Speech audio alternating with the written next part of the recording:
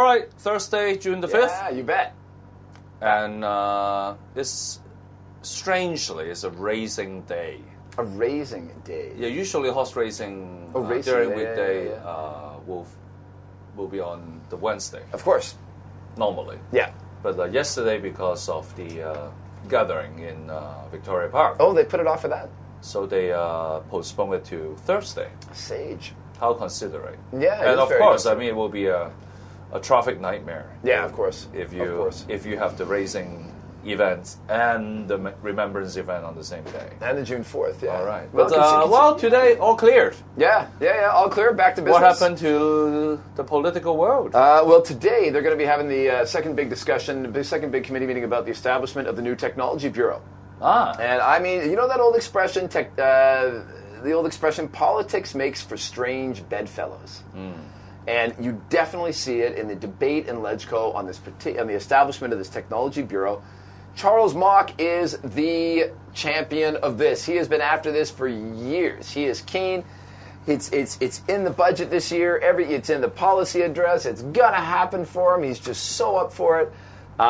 And his allies, his traditional allies in the pan-democratic camp, are against him on this one. Yeah. And the people that that are usually on the other side, the pro-establishment guys, are backing him to the hilt. I mean, this is a very strange turn of events. Yeah. So, I know shall we still call Charles Mok pan-Democrat? Well, of course, because he is. He's a Democrat, and he is part of the pan-Democrats. But on this one particular issue, and frankly, I like this because it shows that people are not put into monolithic camps. They actually think about the issues. They take positions on the issues, right? Agree with them or disagree with them.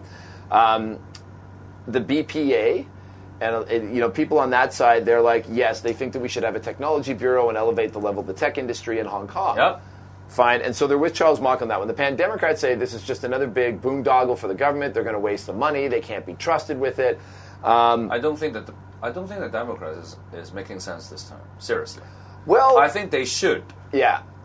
I mean, given that, I think the bureau is going to go ahead anyway. Yeah. I think the technology bureau will be established anyway.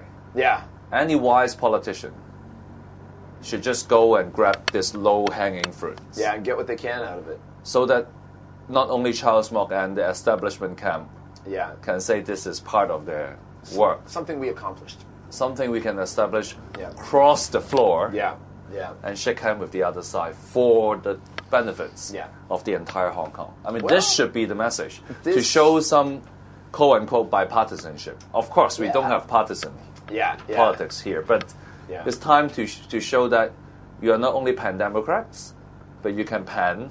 Yeah, on other issues as well. On other issues as well. Well, Charles Mok does come from a functional constituency, and this, of course, his base loves this. Yeah. Now, I love Charles Mok. This week's Harbour Times, we've got him in there. I don't love Charles Mok, but I think he makes sense this time. Yeah, and, we have him in our paper all the time. Love him, but I have to admit, I agree and disagree on this one. It depends on what the Technology Bureau is going to be. That's true. If it's going to be government pouring money into companies that already have money to go do useless whatever, or if it turns into another cyberport, backing machine, let's have 10 cyberports, pretend it's technology, turn it into luxury housing, that would be an absolute disaster. But right now, we've written about this, the fact that the government doesn't have their own internal technology coordinated is a disgrace. Well, I'm all for technology, so let's give it a try. Well, we'll see what it becomes, and if it becomes something that gets the government on track in terms of their technology, they can close it down. That's great. But they can close it down. Oh, come on! There's nothing so permanent as a temporary government measure. Nothing. These things never go. Once they're in, they're in. But I think you're right in that. I think it is going to happen.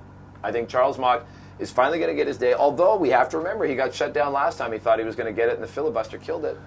So we'll see. It'll still be touch and go. We'll see. But I think technology is the backbone of any economy now. So we need to have some sort of development. If we're going to do it, and a clear policy in this area is definitely needed. Yeah, so. Well, thank you, Andrew. All right, good to see you, Vince. Okay, hero for today, I think, is allies.